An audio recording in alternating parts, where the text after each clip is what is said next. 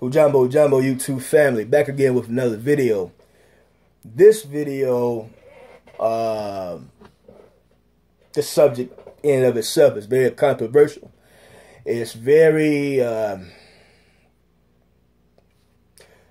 people have mixed emotions and mixed feelings when it comes to this subject, myself included. I have very mixed feelings, mixed emotions about this subject, as well as millions of other people around the globe. This subject is going to be about abortion. Abortion, to do or not to do. That is the question. That is the question.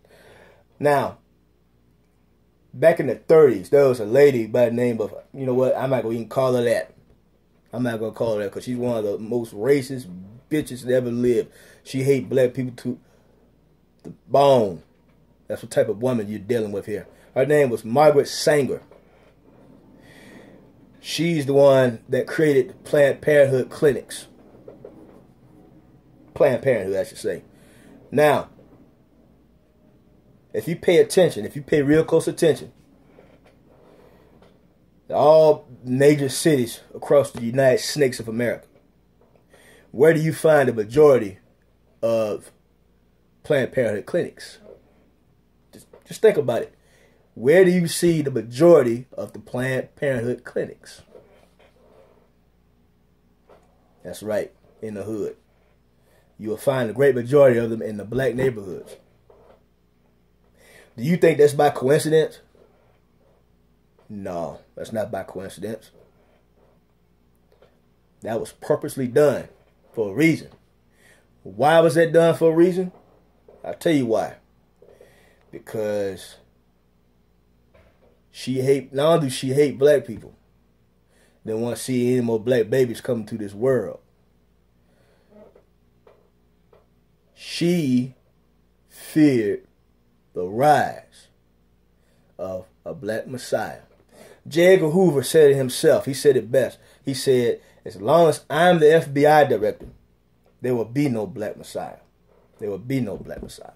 This is why people like J. Edgar Hoover and Margaret Sanger have strategically planned ways on annihilating the black race. And this is what they do. Because even though the great majority of us are asleep in our slumber, they know that eventually that one will come, and he will liberate himself. He will liberate his people. They know that. The thing is, majority of us don't know that. They know that, but you don't know that. This is why we need to wake up, brothers and sisters. We need to wake up and wake up quick, because time is at hand. We need to wake up and wake up fast. This is why you see all these abortion clinics in the hood, to prevent the rise and the coming of that one. This is why they fear us so much. This is why they fear black people so much. Why you think you got all these police brutality cases out here? Cops always shooting unarmed black people. Deep down, they fear us. They fear us. They fear us because they know, once again, you don't know, but they know, once we wake up out of our sleeping slumber, we got all the potential in the world to do anything. We was once kings and queens on this earth, brothers and sisters. Once. We were once at the very top. They were at the rock bottom. Now we're at rock bottom. They're at the top. But see, here's the thing. The good thing, if there's anything positive about being rock bottom, the good thing about being rock bottom is you rock bottom. You ain't got nowhere else to go but up. You can't get no lower. You can't get no lower. You ain't got no way or nowhere to go but up. That's the positive thing about being rock bottom. So we need to wake up so we can get out off the floor and go sky high. But anyway, they fear us. And they fear the rise of that one. So this is why they always got their foot down our neck. Okay? This is why. Okay. Now, I'm torn between whether or not a woman should have an abortion or whether she should not, for this reason right here. We've got an epidemic in the black community. Okay, let's just keep it real, keep it 100. 73% of black babies that are brought into this world come from single mothers. They're in single mother homes. 73%. 73%. That's not good. That's not good for anybody. That's not good for the community. Let me explain why. These kids coming from single family homes, single mothers. Who do they have to look up to as a man? Who do they have to look up to and emulate if there's no strong, dominant male presence in that household? Nobody. And as the end result, everything's going to be out of order. Let's start off with the little boys. Let's start off with the man child, the baby boy.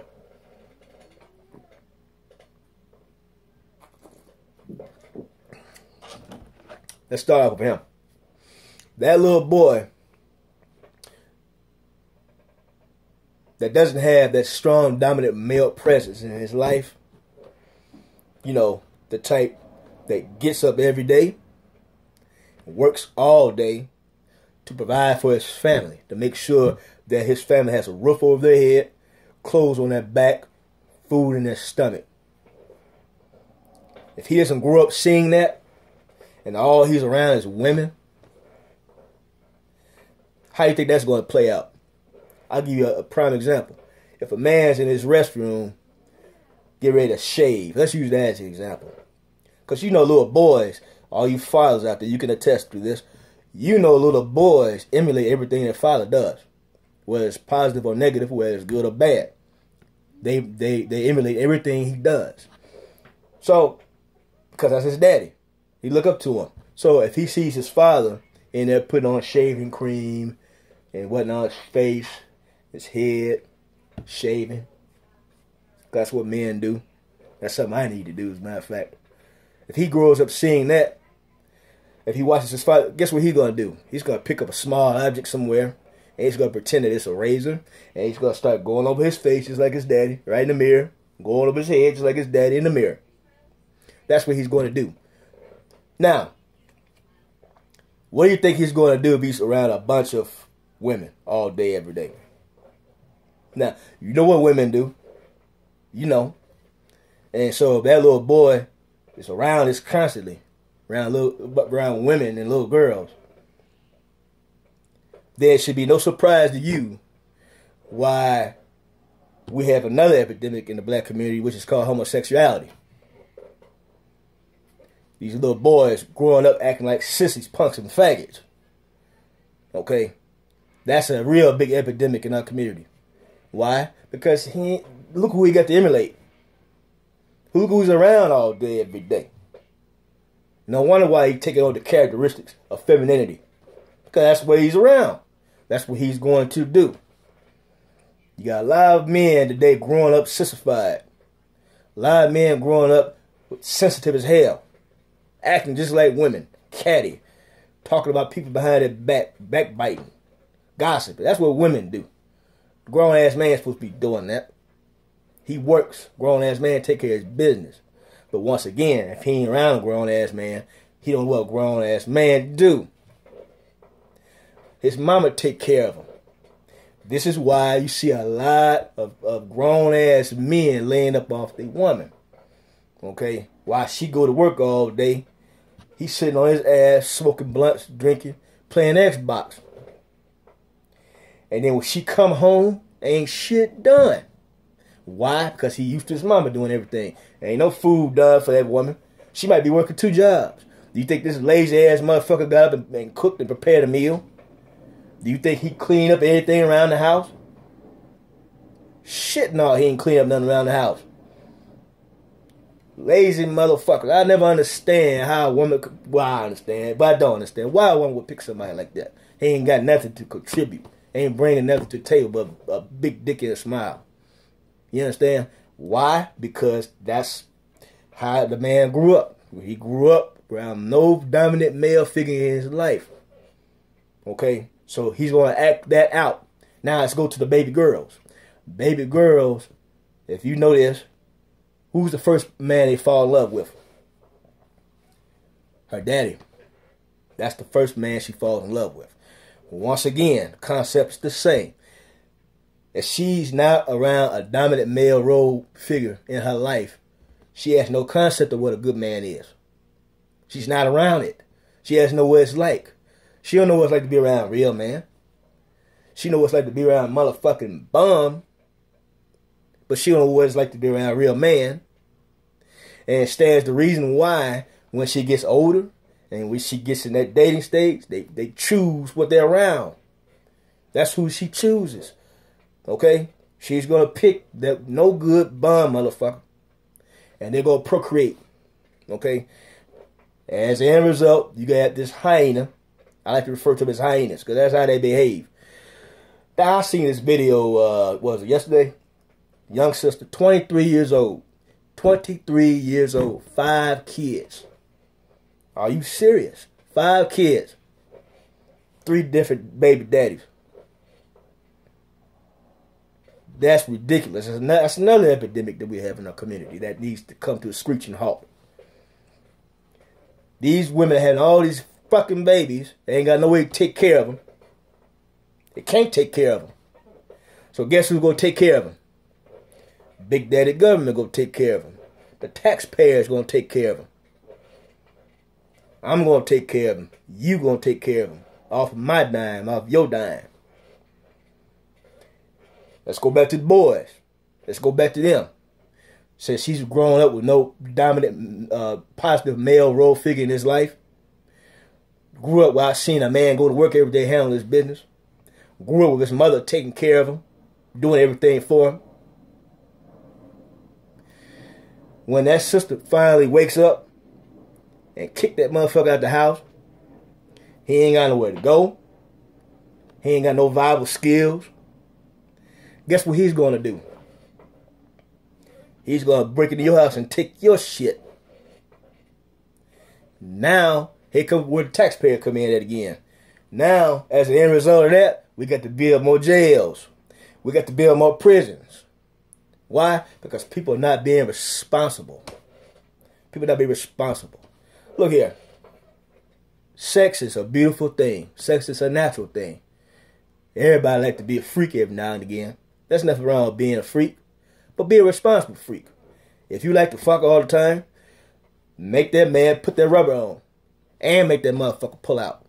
He can only do what you allow him to do. This is your pussy, okay? You dictate what the fuck go on, okay? Make that motherfucker put this Jimmy hat on and make him pull out. And you make sure you be taking your contraceptives and your birth control pills, all right? So we stop having all these damn babies running all over the place, okay? That's the problem. A lot of irresponsibility. Same thing with you men. Hey, put up your Jimmy hat on. That's why they make them. Put on, pull out. You don't want to be a father? Fine. Put your Jimmy hat on. You want to be a father? You want to be a father? Fine. Pull out. You want to be a father? Let's be responsible. Let's be responsible. If people would be more responsible, we wouldn't have this epidemics going on around here. We wouldn't have women run around with 5 babies and 3, 4 baby daddies. We wouldn't have men running around, ain't got a goddamn nickel to his name, but he got 10 kids out here. Okay? This is why I'm torn. Okay? Because at the same time, I want to see beautiful black babies all over the place. But at the same time, if you having babies left and right and you can't take care of them, he not ready to be a father, you both irresponsible, then maybe that's where abortion come into play. Okay? Because I'm sick and tired of seeing it. I'm sick and tired of seeing it. But at the same time, I'm thinking that baby that you're about to abort might be that one. So this is why I'm torn between that decision. Leave me some comments in the comment section. Like, comment, subscribe, share. Enjoy your Friday evening. Quite heavy. Peace.